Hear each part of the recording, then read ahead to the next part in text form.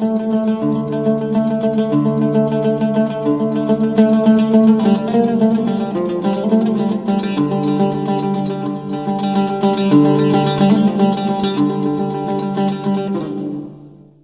then I came across a newspaper article, and I actually still have it. I've got it right here. I kept it. This was what got me started on the ancient Hebrew. You might have seen this on my website, or at least a color picture of this. This is the Temple of Yahweh Ostraca, and it was found about, well, it was in 1997, and it mentions the Temple of Yahweh. And I saw that script, and I said, that's not the Hebrew I'm learning. What is this?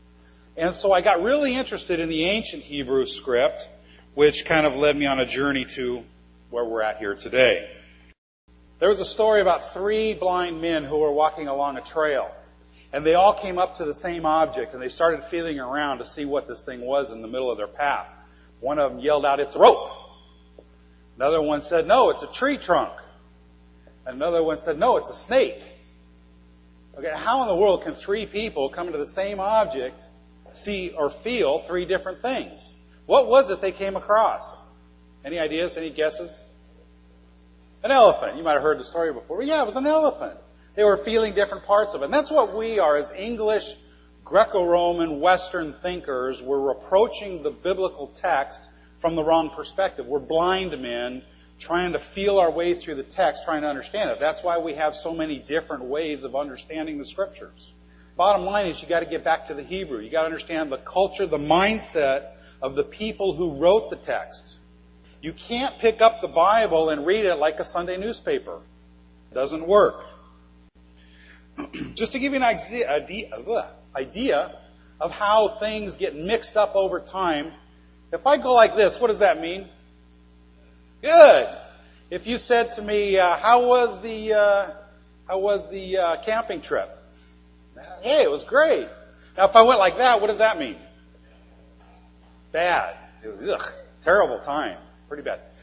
Where does that come from? The Roman gladiators. If the Caesar was up, one of the gladiators got the man on the ground. He's standing over his body. He looks up at Caesar, and Caesar goes like this. And he looks at him, and if he goes like that, what does it mean? Life. Wrong. It means death. It means to the throat. If he goes like that, what does it mean? He lives. Throw your sword to the ground. What happened? What happened? 2,000 years have gone by, and this got turned to this, and this got turned to this. It got all mixed up.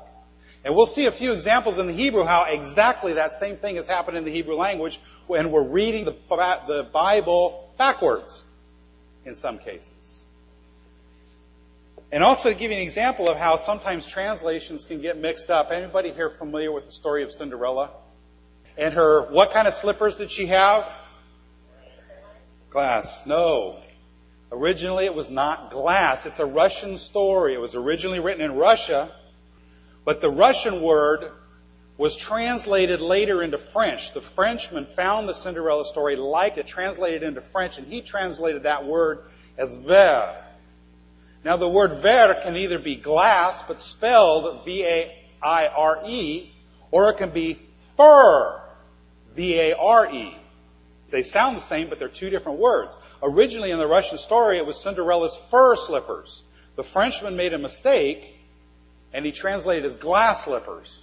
Now we got this gal trying to run around in glass. Can you imagine wearing glass shoes? So there was an error made in that translation, which caused to us now having the Walt Disney picture with Cinderella with the glass slipper. These type of things happen all the time in the biblical texts. Okay, the most crucial ingredient to communication is using common understanding of words.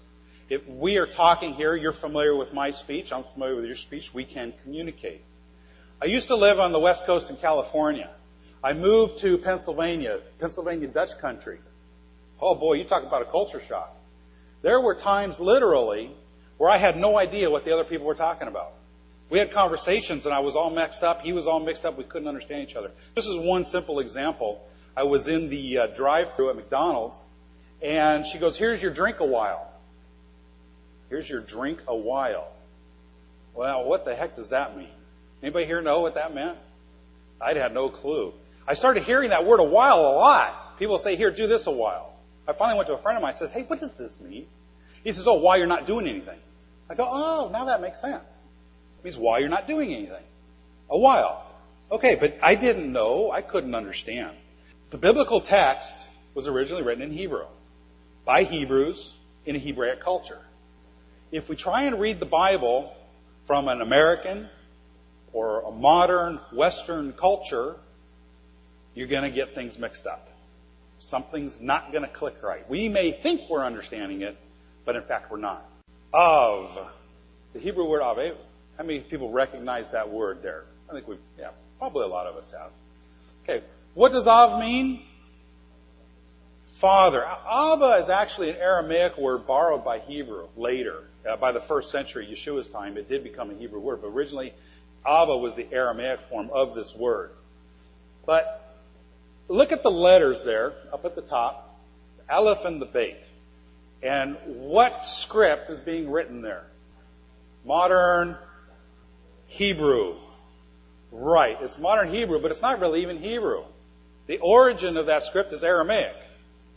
When Israel was taken into Babylonian captivity, they adopted the Aramaic square script because it was easier to write.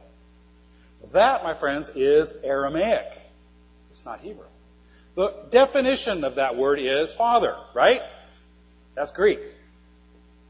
Father is an abstract concept. It's a Greek concept. It's not biblical Hebrew.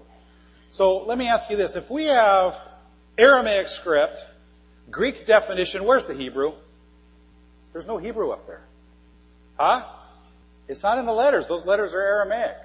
The letters are Aramaic. The definition is Greek. That's pictographic Hebrew. That's the way Hebrew was originally written. Pictographs, like hieroglyphs. Can you see a picture there? Hebrew is very picture-oriented, action-oriented, picture-oriented. Everything in Hebrew should be understood as an action that you could draw a picture of. The first letter is the Aleph. It's a picture of an ox head. The second letter is the Bet, a picture of a tent. That's Hebrew.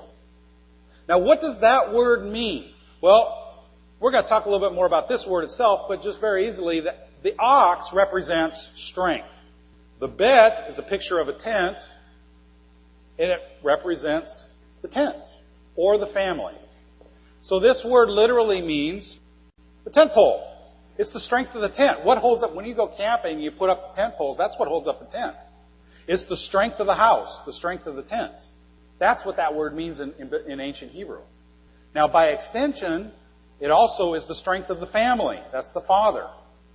This is how we need to be understanding Hebrew. When you're reading the Bible and you just see the word father and skip on, you miss something because there may be something in that text that's trying to tell you something about this word.